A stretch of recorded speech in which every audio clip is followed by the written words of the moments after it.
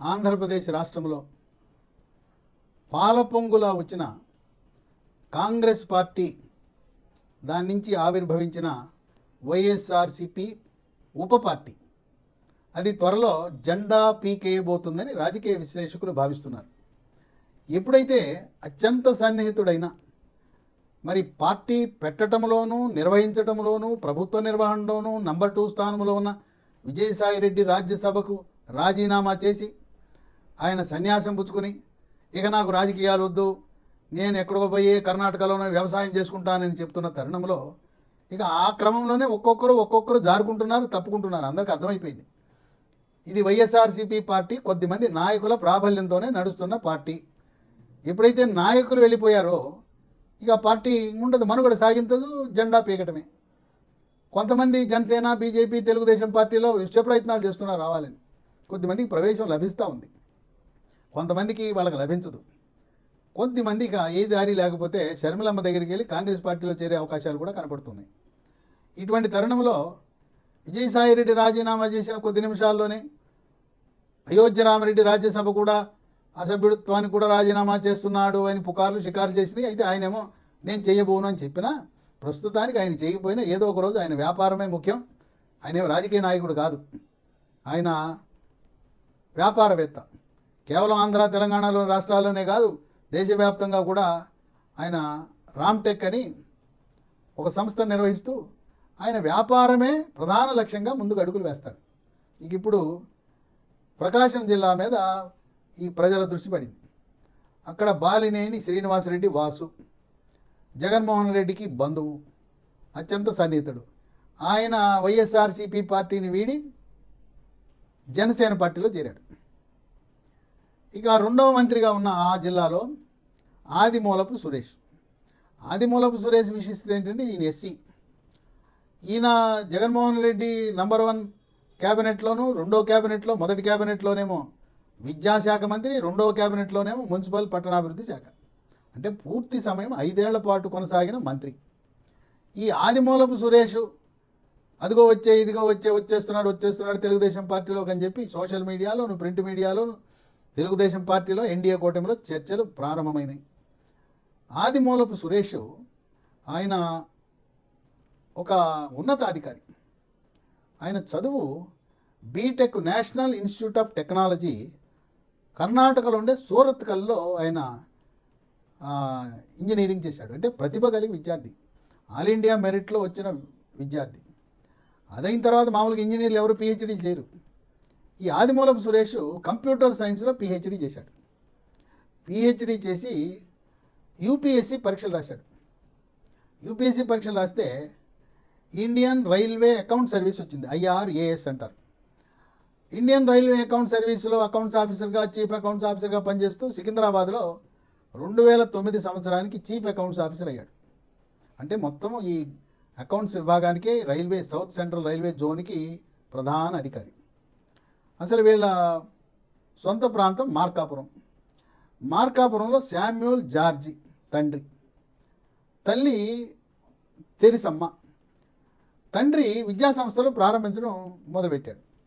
తల్లి ప్రభుత్వంలో ఆమె టీచర్గా ఉండి హెడ్ మాస్టర్గా రిటైర్ అయింది. తండ్రి శామ్యూల్ జార్జి మార్కాపురంలో ఒక engineering college, pharmacy college, IIT ఇలా విద్యాసంస్థలు ప్రారంభించి తదుపరి ఈ ఆదిమూలపు సురేష్ సోదరుడు సతీష్ అని ఉన్నాడు. ఆయన కర్నూలు మెడికల్ కాలేజీలో వైద్య విద్యను అభ్యసించి కంటి డాక్టర్ అయి ఆయన కర్నూలు జిల్లాలోనే కొన్ని విద్యాసంస్థలు కూడా ప్రారంభించడం జరిగింది. అక్కడ ఫార్మసీ కాలేజీ, బీఈడి కాలేజీ, ఆ విధంగా మార్కాపురంలో, కర్నూలులో, ఒంగోలులో కూడా విద్యాసంస్థలు నిర్వహిస్తున్నారు వీరి కుటుంబం. అయితే ఈ ఆదిమూలపు సురేష్ దాంట్లో ఎక్కడ కూడా దానికి భాగస్వామ్యం లేదు, అధికారికంగా లేదు. సురేష్ భార్య విజయలక్ష్మి, ఆమె కూడా ప్రభుత్వ ఉద్యోగి. ఇప్పుడు ఈయన 2009లో వైఎస్ రాజశేఖర రెడ్డి దగ్గరికి వెళ్ళి నేను ఉద్యోగానికి రాజీనామా చేస్తాను, నాకు ఎర్రగొండపాలెం సీట్ ఇవ్వండి అని అడిగాడు. అడిగిందే తరువాయి వైఎస్ రాజశేఖర రెడ్డి ఆయనకి ఎర్రగొండపాలెంలో సీట్ ఇచ్చాడు. ఫస్ట్ స్ట్రోక్లోనే ఆయన గెలిచాడు. ఆదిమూలపు సురేష్ ఎమ్మెల్యేగా కాంగ్రెస్ పార్టీ తరఫున గెలిచాడు. ఇక 2014 వచ్చేసరికి అప్పుడు రాజశేఖర రెడ్డి మరణించడం, జగన్మోహన్ రెడ్డి పార్టీ పెట్టడం, జగన్మోహన్ రెడ్డి వైఎస్ఆర్సీపీ పార్టీలో చేరి ఆ పార్టీ తరఫున 2014లో ఎర్రగొండపాలెం కాకుండా సంతనూతనపాడులో పోటీ చేశాడు సురేష్, ఆదిమూలపు సురేష్. అప్పుడు 2014లో గెలిచాడు. 2014లో ప్రతిపక్షంలో ఉన్నాడు. మళ్ళీ 2019 వచ్చేసరికి ఆదిమూలపు సురేష్ నా సొంత నియోజకవర్గం ఎర్రగొండపాలెం కావాలని అడిగాడు. ఎర్రగొండపాలెంలో పోటీ చేసి గెలిచాడు. అంటే 2019 గెలిచిన తర్వాత 2 సార్లు మంత్రిగా, విద్యాశాఖ, మున్సిపల్ శాఖ మంత్రిగా పనిచేశాడు. ఈయనకంటూ ఎక్కడ నెగిటివ్ అనేది లేదు, వ్యతిరేకత ఏం లేదు, ప్రజా వ్యతిరేకత ఏం లేదు. కానీ ఒక్క చోట మాత్రం ఆయన ప్రవర్తన కొంతమంది పార్టీ కార్యకర్తలకు, ప్రజలకు కూడా అభ్యంతరకరం. అయితే అది జగన్మోహన్ రెడ్డి అప్పట్లో అన్ని సర్వాధికారాలు కలిగి ఉన్న 2019లో ఎన్నికల ముందు అంతా నడిపింది ఎవరంటే పార్టీని, ప్రభుత్వాన్ని, మంత్రుల నియామకం, ఎమ్మెల్సీల నియామకం, అన్ని నామినేటెడ్ పదవులు ఇచ్చింది ఎవరంటే ఆర్కే కథా స్క్రీన్ ప్లే దర్శకత్వంతో ఎర్రగొండపాలెం చంద్రబాబు నాయుడు వచ్చినప్పుడు, ఆయన సందర్శన సందర్భంగా ఆయన వచ్చినప్పుడు కొంతమంది ఆదిమూలపు సురేష్ రాళ్ళు వేయించాడని కాదు, వైఎస్ఆర్సీపీ కార్యకర్తలు ఈ తెలుగుదేశం పార్టీ వీళ్ళు ప్రొసెషన్ వెళ్తుంటే వీళ్ళ యొక్క ర్యాలీ మీద రాళ్ళు వేయించారు. ఇది ఆదిమూలపు సురేష్ వేయించాడనేది ఎక్కడా లేదు, కాకపోతే వైఎస్ఆర్సీపీ అధినాయకత్వం యొక్క ఆదేశాల మేరకు అదే రాళ్ళు వేయించారు. ఆదిమూలపు సురేష్కి ఒక స్క్రిప్ట్ ఇచ్చారు. అంటే స్క్రిప్టులు జగన్మోహన్ రెడ్డి, ఆర్కే లేదా సాక్షి పత్రిక, సాక్షి ఛానల్ నుంచి కూడా వస్తుంటాయి. ఏం చెప్పారు, నువ్వు చొక్కా ఇప్పి వీరంగమై అనని మాట ఏదో అన్నట్టుగా సృష్టించి చంద్రబాబు నాయుడు క్షమాపణ చెప్పాలని. ఇది ఎవరిదంటే ఈ చొక్కా ఇప్పమనే దర్శకత్వం స్క్రిప్ట్ ఏమో ఆర్కే, జగన్మోహన్ రెడ్డి. చంద్రబాబు నాయుడు అనని మాట, దళితులను అవమానించాడు, క్షమాపణ చెప్పాలనేది మాత్రం సాక్షి పేపరు, సాక్షి ఛానల్ వాళ్ళ స్క్రిప్ట్. దీన్ని అందిపుచ్చుకున్నాడు. ఏం చేస్తాడు మరి, ఆ పార్టీలో అప్పటికి మంత్రిగా ఉన్నాడు కదా. అయితే ఎన్నికలు వచ్చేసరికి ఈ ఆదిమూలపు సురేష్కి పరాభవం తప్పల.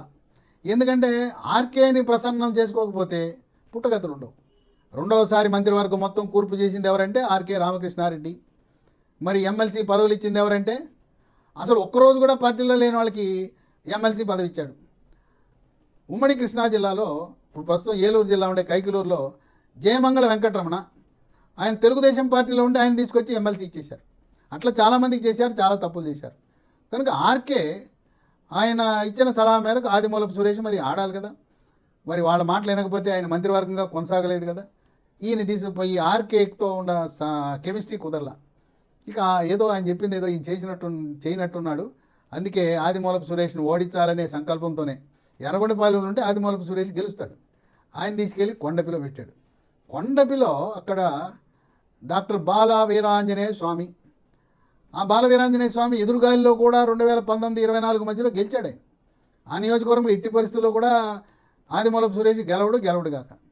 అంతకుముందు అది తెలుగుదేశం పార్టీ కంచుకోట, అది కమ్మ సామాజిక వర్గం అధికంగా ఉన్నారు.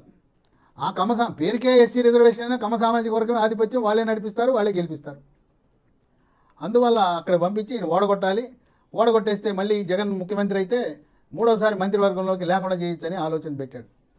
ముందు ఆయన పేరు తీసేశారు, మంత్రివర్గంలో ఆయన పేరు పెట్టలా. వాసు, బాలినేని శ్రీనివాసరెడ్డి, ఆదిమూలపు సురేష్ ఇద్దరు అవుట్, మీరు ఒకసారి చేశారు కదా బయటికి పోండి అన్నారు.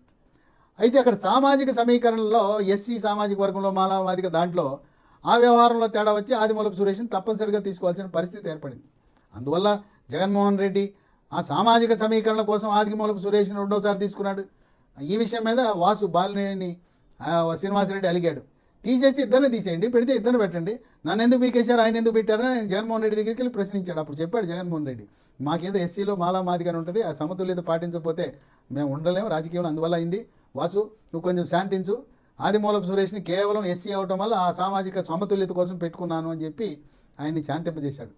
ఇప్పుడు ఈ ఆదిమూలపు సురేష్ వచ్చేశాడు తెలుగుదేశం పార్టీలో. కానీ తెలుగుదేశం పార్టీలో ఉండే ఎస్సీ సామాజిక వర్గానికి చెందిన ప్రజాప్రతినిధులు, ఎమ్మెల్యేలు, ఎమ్మెల్సీలు, ఎంపీలు, ముఖ్య నాయకులను కలిసి వాళ్ళ ద్వారా చంద్రబాబు నాయుడికి వర్తమానం పంపి ఆదిమూలపు సురేష్ చేరిపోతున్నాడు తెలుగుదేశం పార్టీలో అనేది విస్తృతంగా సోషల్ మీడియాలో, ప్రింట్ మీడియాలో, ఎలక్ట్రానిక్ మీడియాలో ప్రచారం జరుగుతూ ఉంది.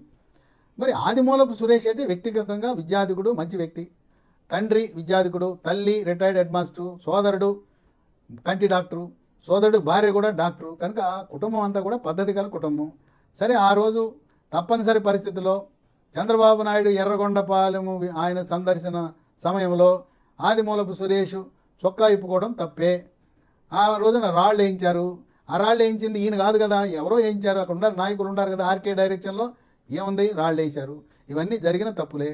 కనుక ఈ రోజున ఎర్రగొండపాలెములో ఆ రోజు జరిగిన సంఘటన వల్ల చంద్రబాబు నాయుడు ఏమైనా సంకోచిస్తాడా అంటే, రాజకీయాల్లో శాశ్వత మిత్రులు లేరు, శాశ్వత శత్రువులు ఉండరు. అందువల్ల ఎవరైనా ఊహించారా తెలుగుదేశం పార్టీ మళ్ళీ భారతీయ జనతా పార్టీతో కలిసి పోటీ చేస్తుందని? ఎవరూ ఊహించలేదు. ఆంధ్రప్రదేశ్ రాష్ట్రంలో ఉండే బీజేపీ నాయకులే ఒక నలుగురు పెద్ద మనుషులు పని కట్టుకుని తెలుగుదేశం పార్టీ బీజేపీకి పొత్తు ఉండబోదు, మేము అన్ని 175 నియోజకవర్గాల్లో పోటీ చేస్తున్నాం, 25 పార్లమెంట్లు పోటీ చేస్తున్నామని ప్రకటనలు ఇస్తూ వచ్చారు. అయినా ఏదైనా జరగచ్చు రాజకీయాల్లో. కనుక ఆదిమూలపు సురేష్ తన యొక్క విద్య, ఆయన యొక్క ఉద్యోగరీత్యా, తన యొక్క ప్రవర్తన, ఆ ఒక్క చిన్న సంఘటన మినహాయించి ఎక్కడా కూడా అతనిపై మీడియాలో విమర్శలు కానీ అవినీతి ఆరోపణలు కానీ ఎక్కడా లేవు. కనుక చంద్రబాబు నాయుడు ఆయనకుండే విశేష అనుభవం దృష్ట్యా మరి ఎస్సీలను పెద్ద ఎత్తున ఎన్డీఏ కూటమిలోకి ఆహ్వానించవలసిన అవసరం ఉన్న దృష్ట్యా ఇప్పుడు ఈ ప్రకాశం జిల్లాలో ఆ ఎర్రగొండపాలెం అయితే కాంగ్రెస్ లేదా వైఎస్ఆర్సీపీ గెలుస్తూ వచ్చాయి. ఇప్పుడు ఆదిమూలపు సురేష్ని 2029 ఎన్నికల్లో వైఎస్ఆర్సీపీ అభ్యర్థిగా ఉన్న ప్రస్తుత ఎమ్మెల్యేని ఓడించాలంటే సమర్థుడు సురేష్. గ్యారంటీగా 29లో ఎర్రగొండ నియోజకవర్గాల పునర్విభజన తరువాత కూడా ఎర్రగొండపాలెంలో ఆదిమూలపు సురేష్ని పెడితే ఆయన 100% గ్యారంటీగా గెలుస్తాడు. ఇంక ఈయన కూడా పార్టీలోకి తీసుకుంటే ఇక ప్రకాశం జిల్లాలో 0 వైఎస్ఆర్సీపీ పార్టీ ఉండదు, ఆ జిల్లాలో జెండా పీకేయటమే. అందువల్ల రాజకీయ కోణంలో ఆలోచిస్తే ఇప్పుడు అక్కడ ఉండే వైఎస్ఆర్సీపీ ఎమ్మెల్యేని ఓడించగలిగిన శక్తియుక్తులు, అనుభవం. 4 సార్లు పోటీ చేశాడు ఆదిమూలపు సురేష్, 3 సార్లు గెలిచాడు.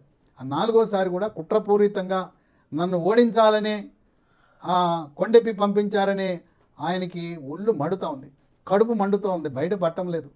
ఆయన మాత్రం లోపల ఆయన కుటుంబ సభ్యులందరూ కూడా సురేష్ని రాజకీయంగా అణగదొక్కడానికి మాత్రమే కొండెపికి పంపారు. కొండెపిలో గెలవడని తెలుసు, స్వామి మళ్ళీ గెలుస్తాడని తెలుసని పంపాడని కుటుంబ సభ్యులందరూ కూడా తెలుగుదేశం పార్టీ అంగీకరిస్తే త్వరలో ఆదిమూలపు సురేష్ తెలుగుదేశం పార్టీలో చేరటం తథ్యమని రాజకీయ విశ్లేషకులు పలు ఊహాగానాలున్నాయి. వేచి చూద్దాం ఏం జరగబోతోందో.